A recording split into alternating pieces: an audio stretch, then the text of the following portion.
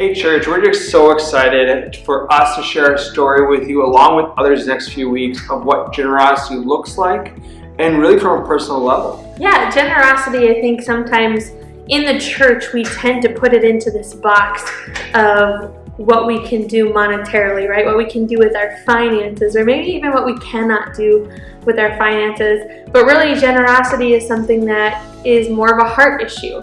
It's where our heart comes and we can take our money, yes, our money, our gifts, our time, and even maybe your home, and use it in order to bless others. And I think it's a heart issue too. A lot of times, at least for us, we've struggled at times being generous, especially when things get tough. I just think back in the beginning of our marriage, I was actually youth pastoring and everything else that time, and money was tight. We're broke college students.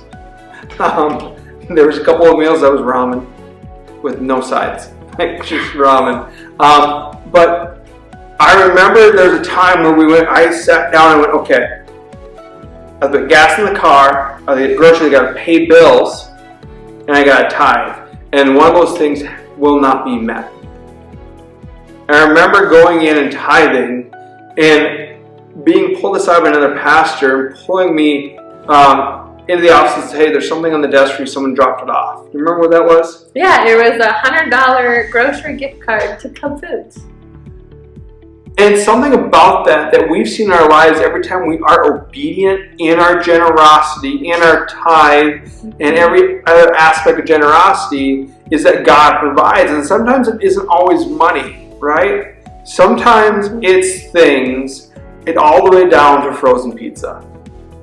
Yeah, when we were, again, early on in our marriage and in our ministry, we were helping at the youth group, and Eric had a group of about 7 boys in his small group, and they came over to our house about once a week to watch football, to play games, and of course, to eat pizza.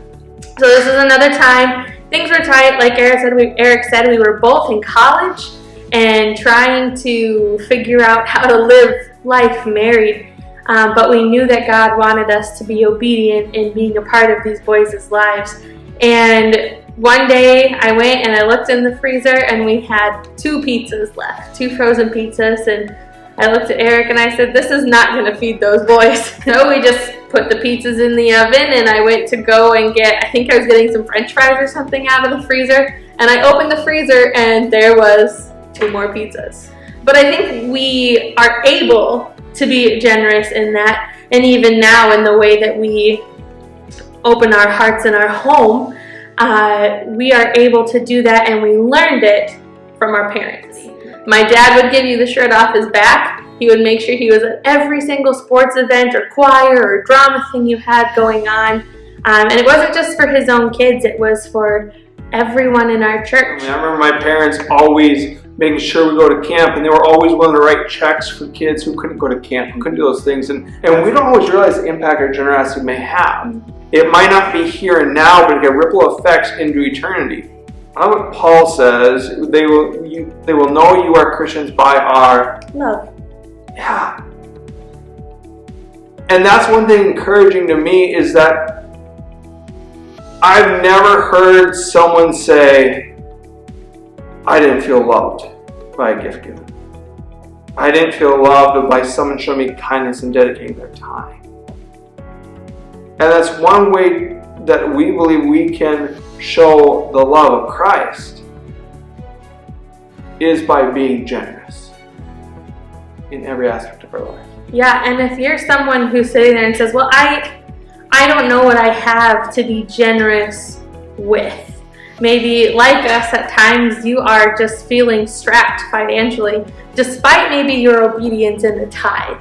I would encourage you to continue tithing, obviously, but maybe do something a little extra. Whether it's monetarily, maybe you start and you put a little bit extra in the offering and you make it for missions, or for one of the many projects we get to do here at Legacy. Or maybe you're just in line and somebody is, $3, $5, a couple pennies short at the grocery store, and you feel that little nudge. And I heard a study the other day someone was talking about how gratitude and anxiety cannot live in your brain at the same time. You cannot be thankful